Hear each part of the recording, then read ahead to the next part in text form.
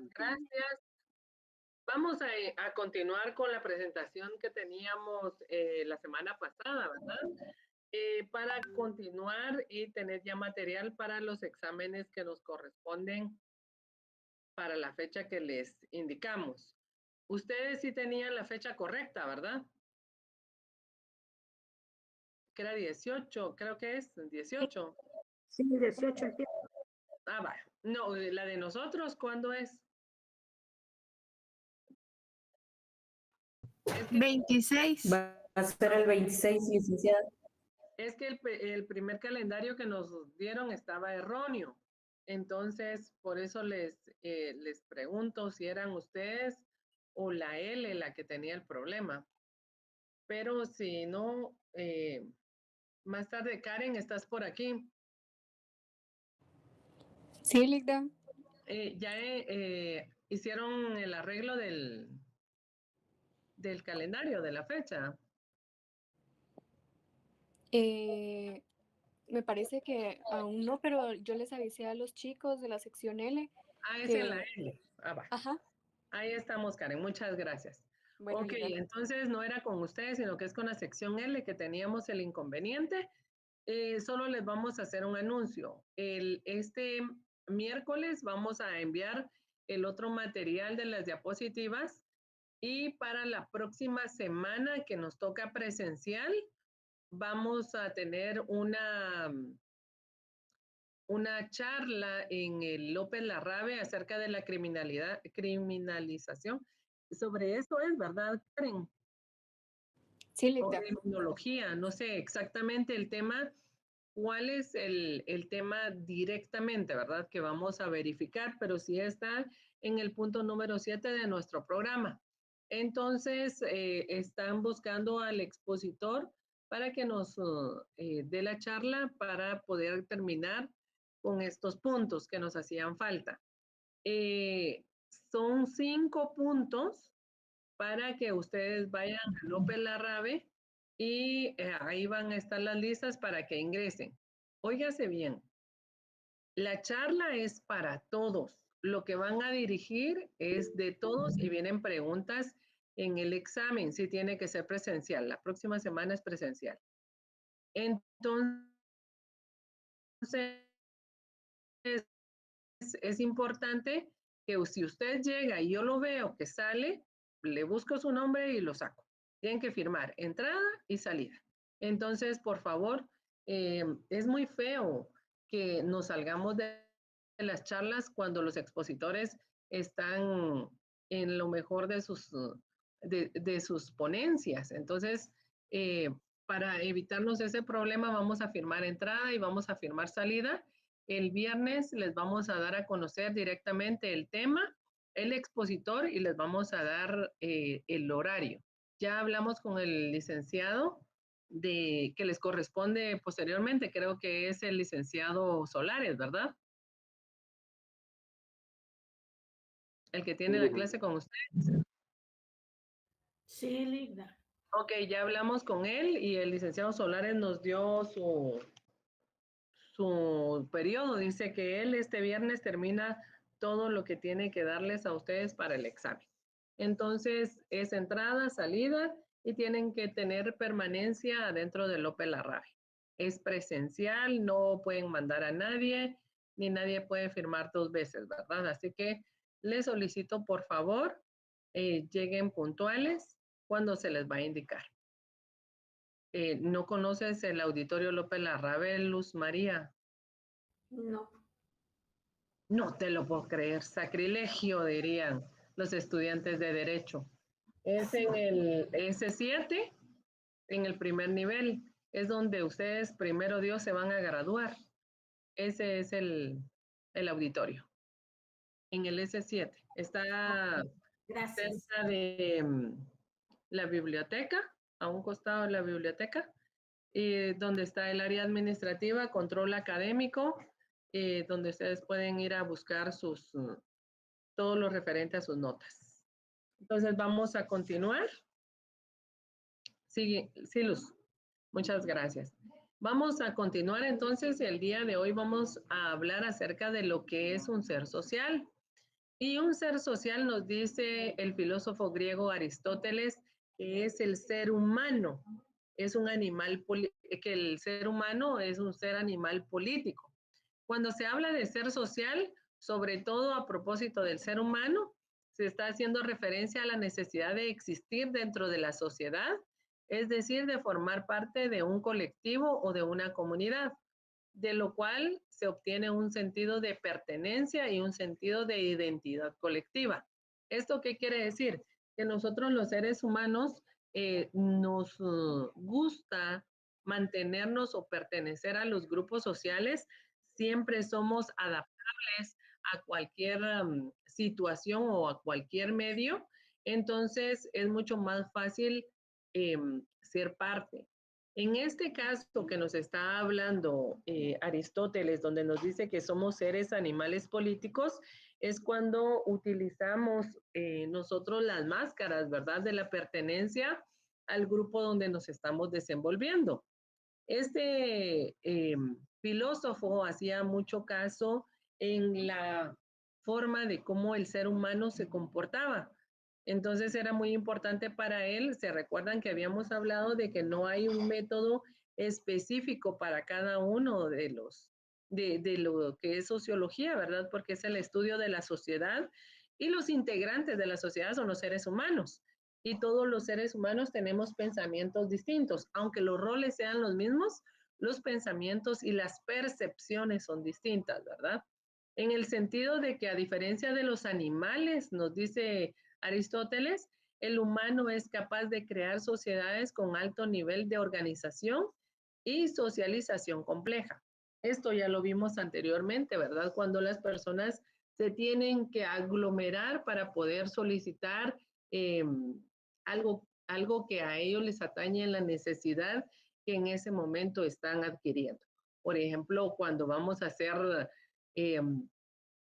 los paros o la participación de alguna caminata cívica, ¿verdad?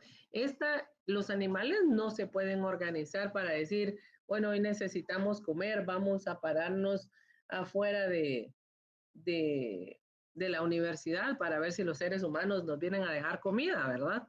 Eso es un poquito incongruente. En cambio, los seres humanos, como son personas, como son animales pensantes, ellos sí tienen la capacidad de organizarse para poder hacer todo esto y tener las peticiones que ellos en ese momento necesitan.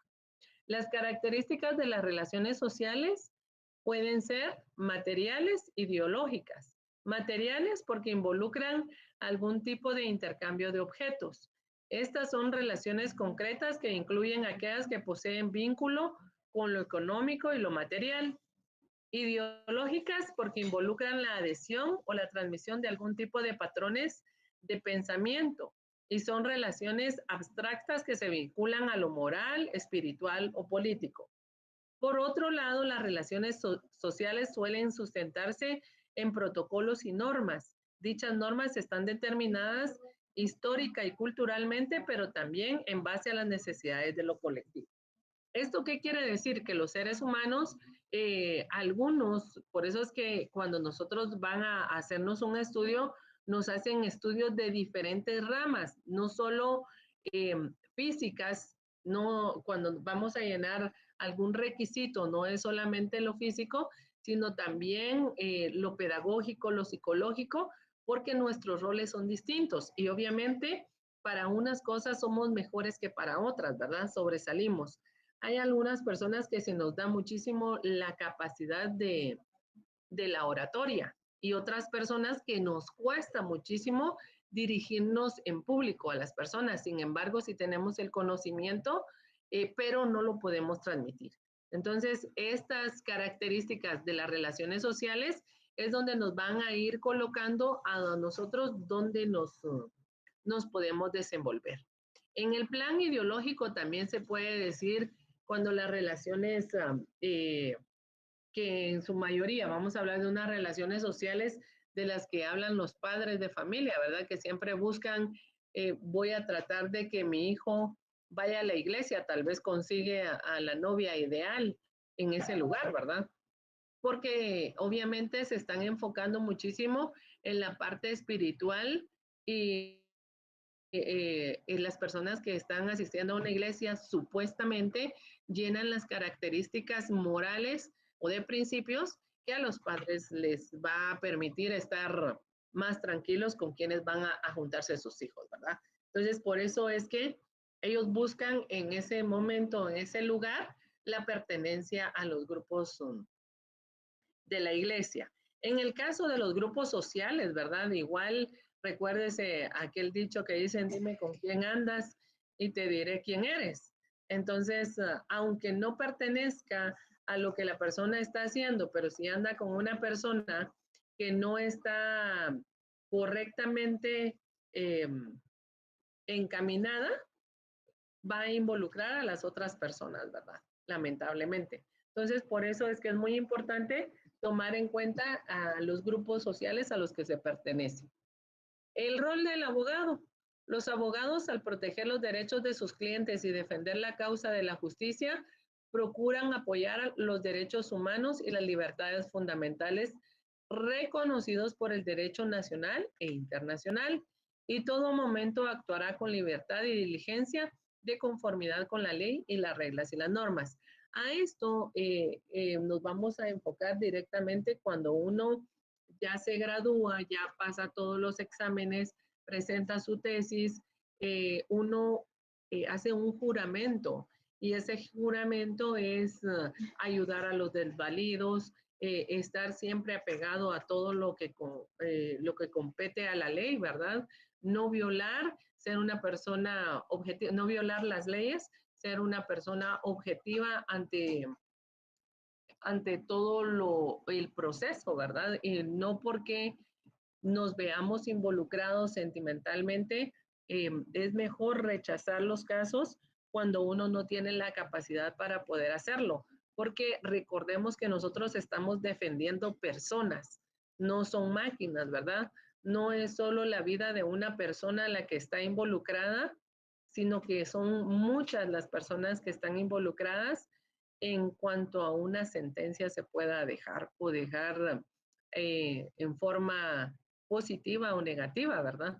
Entonces recuérdese que eso va a repercutir en muchas personas, ¿verdad? Entonces hay que tomar en cuenta el rol que el abogado tiene. Obviamente los abogados, como tenemos conocimiento de la ley, sabemos perfectamente de los derechos humanos y algunos en realidad logran monetizar todo el conocimiento, pero es importante tomar en cuenta que parte de nuestro trabajo es devolverle a la gloriosa Universidad de San Carlos lo que nosotros hemos recibido de ella y del pueblo de Guatemala.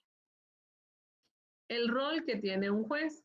El papel de los jueces es el que marca la diferencia entre el Estado legal y el Estado constitucional. En este último, el juez no aplica, sino que interpreta jurídicamente los principios, los valores y los derechos. El rol del juez es en el Estado democrático y social el derecho y la justicia. En este caso hay muchas personas que nos hablan, ¿verdad?, acerca del trabajo que hace el juez. Y dice, pero es que el juez es un vendido, que el juez es aquí, que el juez es allá, pero no es cierto. Lo que pasa es que si el abogado defensor no presentó las pruebas necesarias, no va a sacar a su cliente.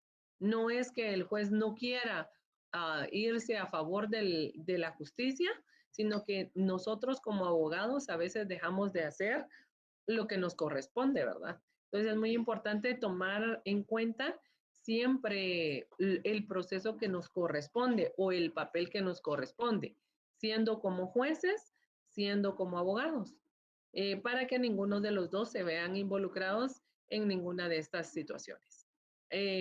Recuérdese que el juez tiene lo que es la sana crítica, ¿verdad? Y en este cuestionamiento, él obviamente va a tomar decisiones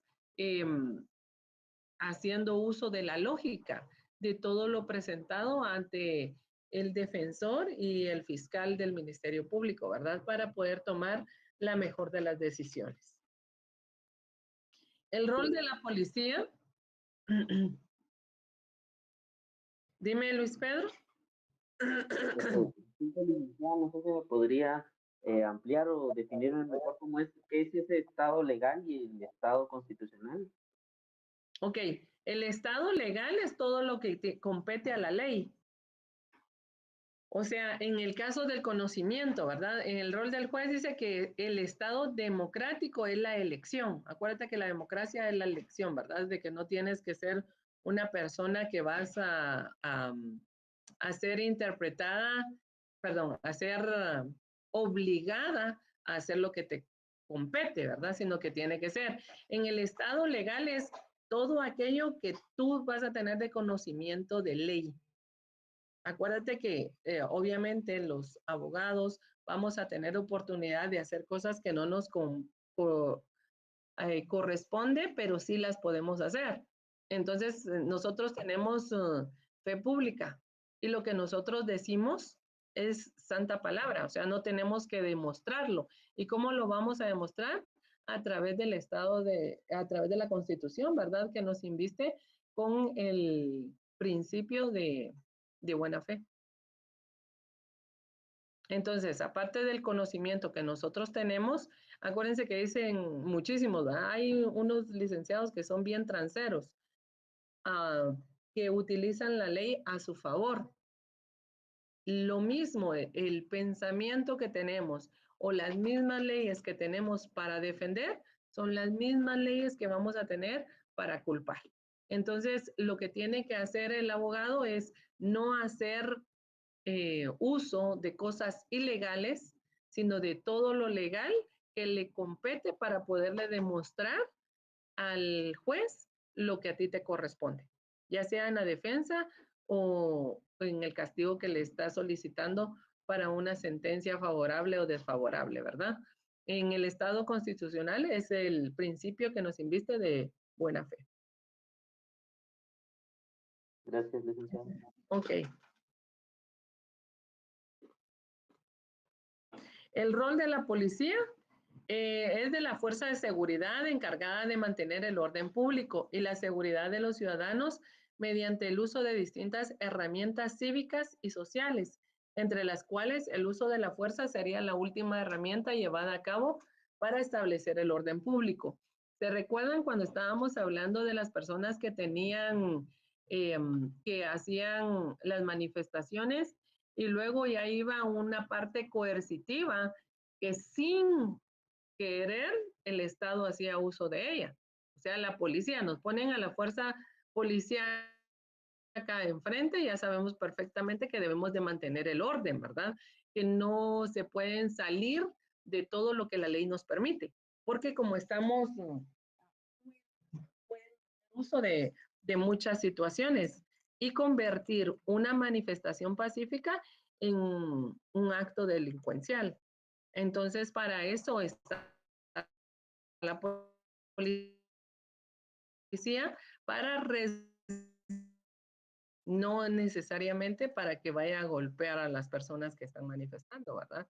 Claro que aquí nos está diciendo que la última herramienta que ellos van a utilizar sería la fuerza, pero eso sería solo si se sale de control lo que se está solicitando. En la parte constitucional, recordemos que todos estos artículos en que nos da el derecho de manifestación, ¿verdad? Podemos hacer uso de él mismo. Hasta aquí llega el juego de diapositivas de la número 1. Esas se las vamos a subir el día de hoy o mañana para que ustedes ya las tengan en sus manos para que puedan empezar a estudiar. Aquí tenemos el segundo juego, que es el que vamos a presentar el día de hoy. Y vamos a empezar con una frase de Platón. A ver quién quiere ayudarnos.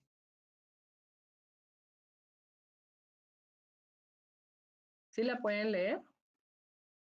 No se visualiza bien. Ok, veamos.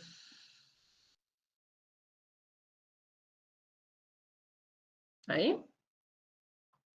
Sí, ahí sí. Por favor. Sea amable por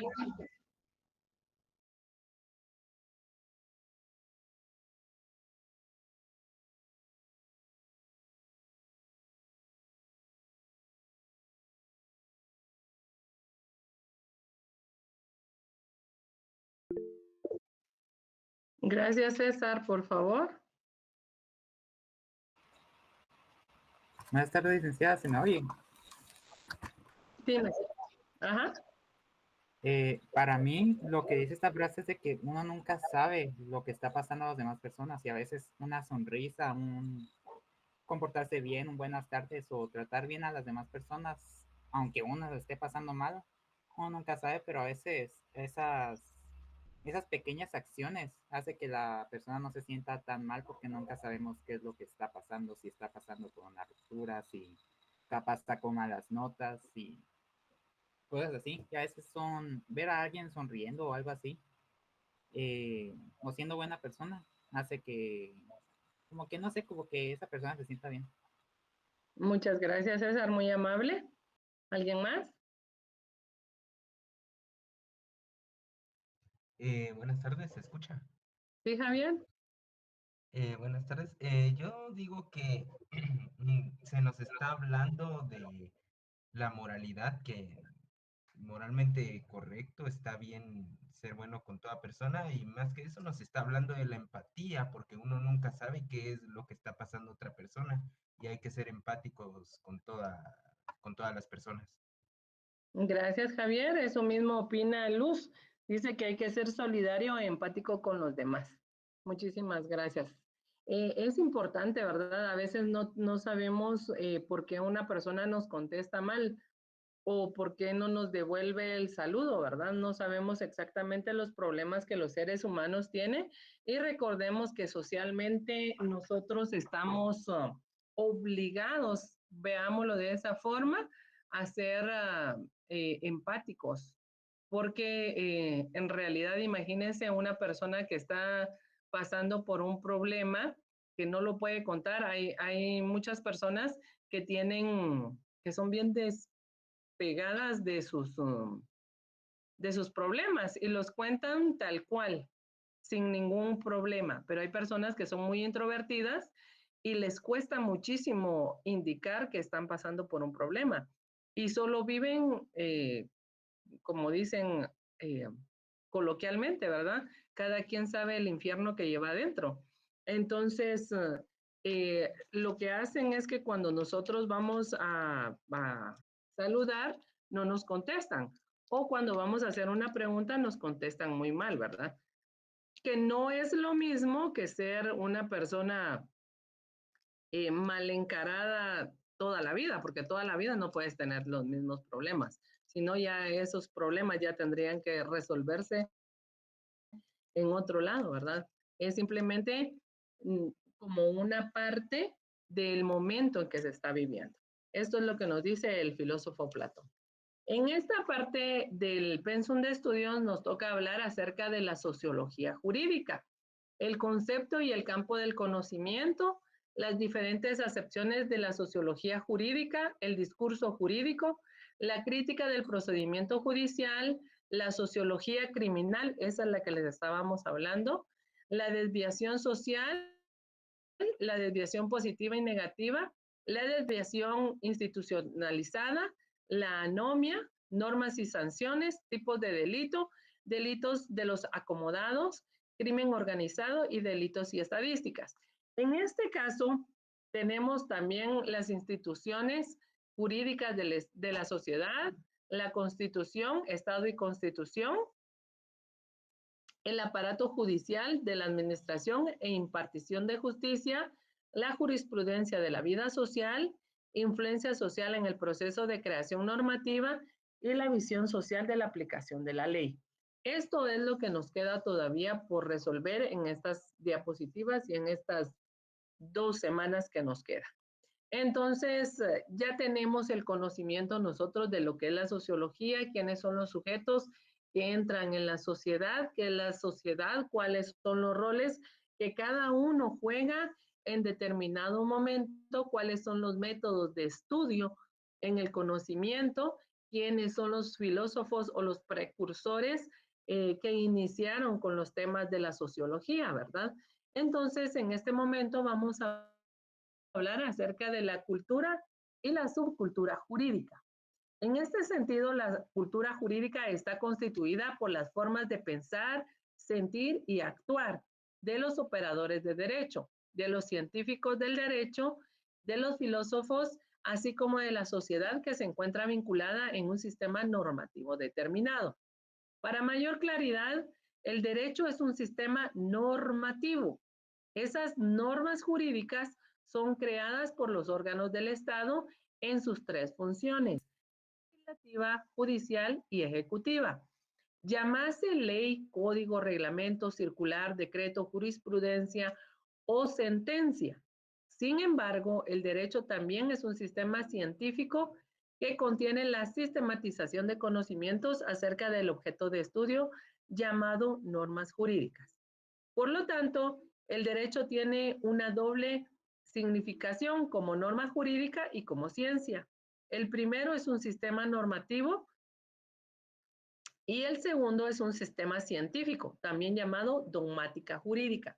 En este caso, nosotros ya tenemos el conocimiento de las normas y los valores que rigen a la sociedad.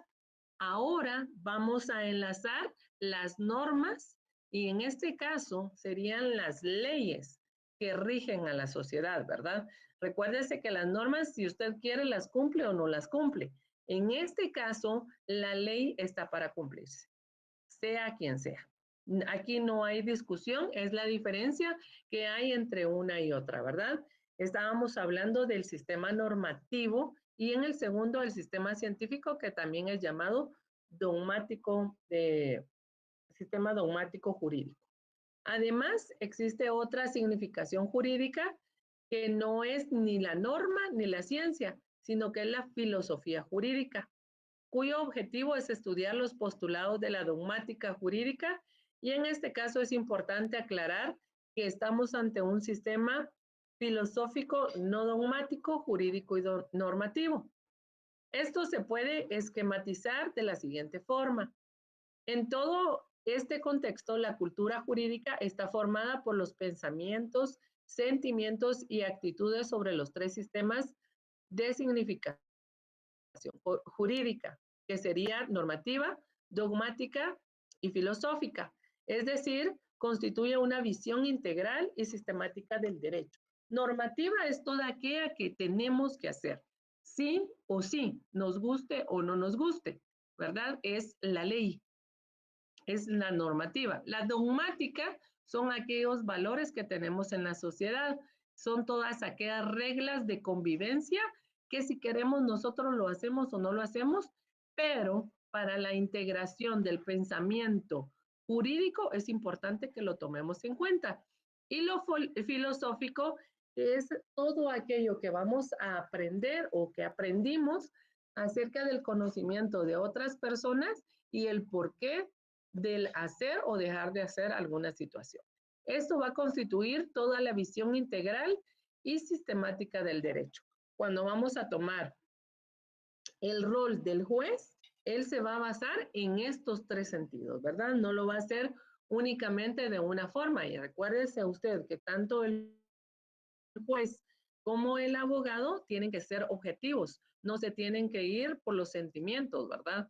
Recordemos que hace mucho tiempo venimos manejando que los abogados no tenemos sentimientos y esto se hace para que nuestra parte dogmática no vaya a ser más pesada que la parte normativa cuando vamos a tomar en cuenta y dar una sentencia, ¿verdad? Porque a veces el conocimiento o la forma de cómo somos creados es mucho más rigurosa que otra. Y no quiere decir que la otra persona que haya sido creada en menos rigor que nosotros sea una persona mala o que esté cometiendo algún delito. En el lenguaje ordinario, la cultura es entendida como el resultado o el efecto de cultivar los conocimientos humanos y de afinar o desarrollar por medio del ejercicio las facultades intelectuales del hombre. En el lenguaje científico de la sociología, antropología y etnología, el vocablo cultura adquiere un significado más amplio, que posee o lleva a cabo una sociedad que hace poseer características peculiares y distintas que se convierten en únicas. A esto le vamos a agregar el pluralismo jurídico y los grupos indígenas. El pluralismo jurídico es la coexistencia dentro de un Estado de dos o más sistemas jurídicos. ¿Cuál es el otro sistema jurídico que nosotros conocemos que tiene aplicación en nuestro país?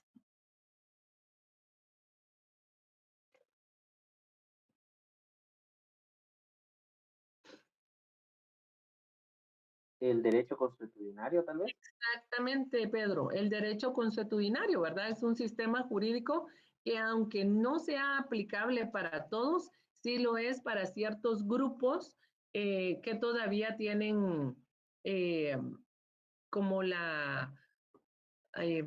¿cómo podríamos decir ahí? Eh, que se rigen por personas ancianas o personas que tienen características morales muy especiales. Sí, es parte de la ideología, los que tienen partes muy especiales y muy específicas, ¿verdad? Porque el derecho consuetudinario que se aplica, obviamente, no va a estar sobre la ley que se va a aplicar en un país, porque recordemos que va a depender muchísimo de los delitos que ahí se estén juzgando. En el mundo existen varios países en los cuales conviven distintos sistemas de justicia, usualmente relaciones a las tradiciones de las poblaciones indígenas, exactamente los poblaciones indígenas de esas naciones, que serían Bolivia, Nicaragua, México y Estados Unidos, que son algunos de los ejemplos de los países que funcionan con distintos sistemas jurídicos, no mayor o menor de nivel éxito. En Guatemala, las distintas comunidades indígenas se han organizado desde hace muchos años para impartir justicia según sus costumbres y tradiciones. Este sistema ha existido en paralelo al sistema de justicia nacional, que no ha logrado la cobertura en todo el territorio. Actualmente en Guatemala se discute una reforma en el sistema de justicia que es impulsada por los tres poderes. El Estado respalda la Comisión Internacional contra la Impunidad. En este contexto, ha regresado a las mesas de discusión pública el debate sobre el pluralismo jurídico de un país. O sea que pluralismo quiere decir más, no solo una, sino que dos o más normas acerca de la aplicación de la ley. Un ejemplo es en la esfera de la política, el pluralismo implica la participación de varios grupos sociales en la vida democrática. Esto quiere decir que el pluralismo valora y hasta promueve que los sectores con diferentes ideologías formen parte de los procesos electorales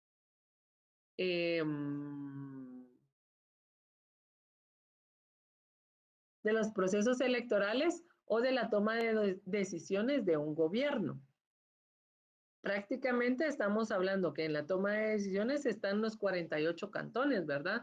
Que son los representantes políticos a nivel nacional de todas las etnias o de nuestros pueblos indígenas que comparten todavía el mismo territorio.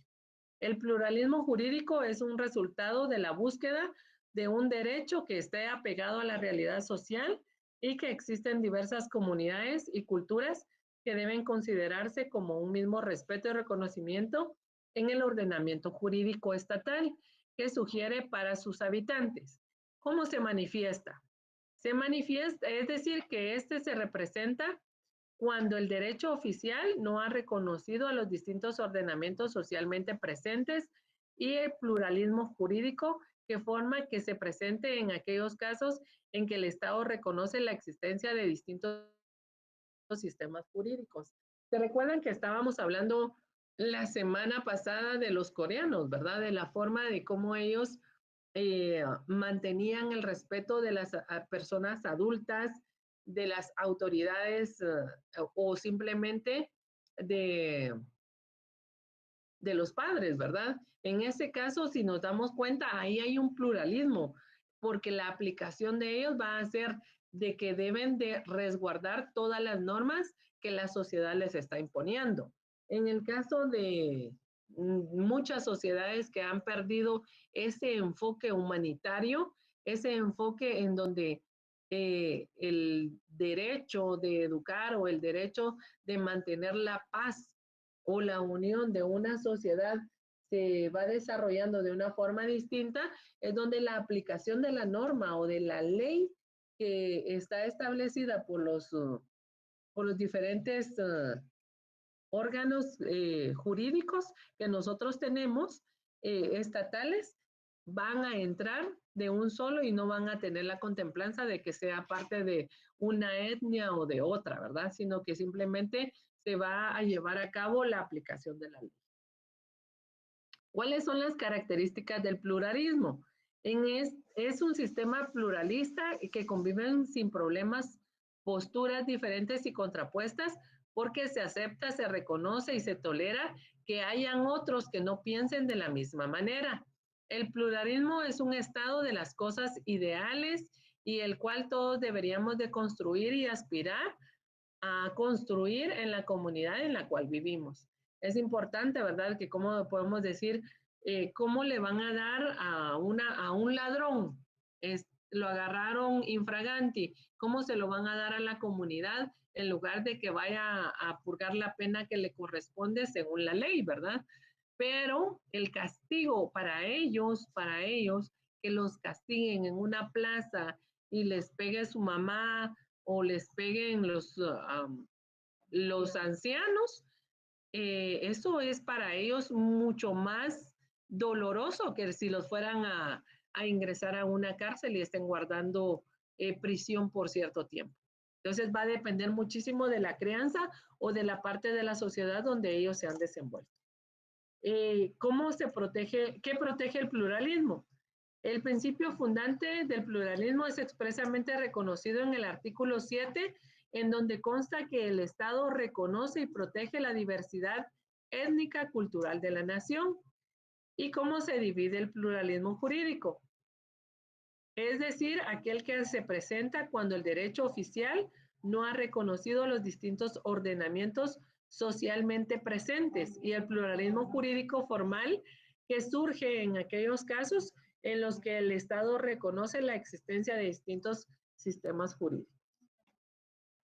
¿Cuál es la diferencia entre la sociología jurídica y la sociología del derecho? Las posiciones descartadas de Carbonnier se resumen señalando que la sociología del derecho analizaría lo que constituye el derecho mismo, es decir, las reglas, las instituciones, mientras que la sociología jurídica engloba todos los fenómenos en los que el derecho puede ser causa y efecto u ocasión, ¿verdad? Cada día la sociología jurídica y la sociología del derecho adquieren mayor importancia en las facultades de derecho, importancia que radica en las perspectivas del análisis de la sociología jurídica que ofrece el estudio de la norma jurídica y la relación de los derechos y los fenómenos sociales. En este caso vamos a tener, por ejemplo, mucha resolución cuando estamos hablando con un juez y ve el juez en el crimen, del crimen o el crimen perfecto. No hay crimen perfecto porque el crimen perfecto va a tener siempre alguna situación que la va a hacer de el por qué esta persona actuó como lo hizo. O cuando hay un asesino en serie. No es únicamente de buscar por qué está matando o juzgarlo, el por qué está matando, sino que hay que buscar el por qué está cometiendo los crímenes que está haciendo, ¿verdad? Esto va a servir no solamente para dar una sentencia, sino para poder tener la visualización de que las leyes que están en el momento sean las que nos protegen a todos los ciudadanos. Si no, se dan cambios o se dan nuevas leyes para que puedan proteger siempre el bien tutelar, que sería el bien de los ciudadanos de una comunidad. Hasta aquí, esas son las diapositivas del grupo número 2. Estas son las que vamos a subirles también y ya tenemos pendiente la número 3 para que sea entregada por ustedes el día viernes. ¿Alguna pregunta, alguna duda que tengan sobre ello? No, Ligda. No, licenciada. Ok, muchísimas gracias, Darling. Gracias, Luz. Muy amables. Entonces, estamos pendientes para el día viernes. ¿Se recuerdan que teníamos pendiente? Yo creo que lo de los partidos políticos ya no nos va a dar tiempo a hacerlo, porque solo tenemos dos clases más. Y el problema es que la mayoría de licenciados les está dejando mucho y si no los voy a poner a trabajar más. Entonces, para este examen, lo que vamos a hacer, teníamos pendiente la comprobación de lectura de los percursores, ¿se recuerdan? Sí, licenciada. Ok, entonces esa tienen de dos y vamos a hablarlo ahorita. Lo hacemos virtual y tiene que ser el viernes o lo hacemos presencial que sería el próximo viernes. Eso sería en vez del examen, licenciado, aparte. ¿Qué manda? Solamente preguntaba si eso es en vez del examen o esa parte del examen. No. Es que se recuerdan que siempre les doy como una parte de zona, ¿verdad? Por ejemplo, ahorita no les he subido sus notas porque todavía estoy calificando las líneas de tiempo. Entonces, en esta tenían la línea de tiempo, tenían la infografía y tenían la exposición. Ahí les voy a dar 15 puntos porque hay unos exámenes de 2 puntos ustedes. Hay exámenes de 2 puntos, de 5 puntos, aunque sea. Si entregó tareas, se va a salvar y si no, creo que no va a llegar a zona. Pero para que mantengan su nota, yo siempre les doy trabajos. En este caso, el trabajo no va a ser un trabajo en específico, sino que va a ser la comprobación de lectura que teníamos pendiente acerca de los percursores. La pregunta es, ¿virtual o presencial? Karen, ok, vamos a hacer una encuesta en WhatsApp. Karen se las va a pasar y ustedes por favor me hacen el favor de notificar ahí para ver si están. Necesito que la mayoría vote porque después se quedan ahí, yo no lo sabía, yo no lo vi, entonces necesito que lo hagan, ¿sí? Para que tengamos resultados correctos, si fueran tan amables. Entonces vamos a subirles en un momento o por la noche en la encuesta y ustedes nos indican. Si es virtual, es este viernes. Ahora, si es presencial, es el próximo viernes. Que tengan muy buenas tardes. Nos vemos el día viernes, dependiendo qué eligen. Muchísimas gracias. Buenas tardes. Feliz tarde. Gracias. Gracias.